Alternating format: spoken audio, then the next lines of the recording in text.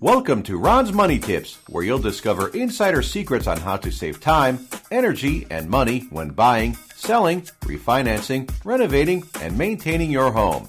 This episode is brought to you by Ron Erdmann of Benchmark Mortgage, a trusted mortgage provider for Toledo home buyers. Now, here's your money tips. It's important to know what type of interest you're paying when you take out a mortgage. There are basically two types, but each of them is sometimes known by more than one name.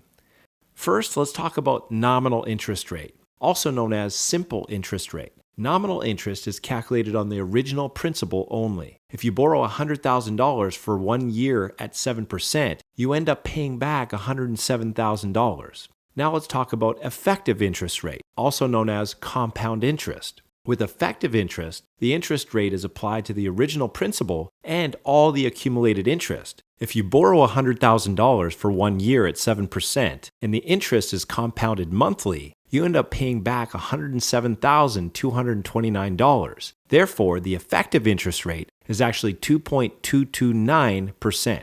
Of course, actual mortgages are more complicated than this because payments are made monthly or even more frequently rather than at the end of the year. But the result is still the same. The effective interest rate is slightly higher than the nominal interest rate.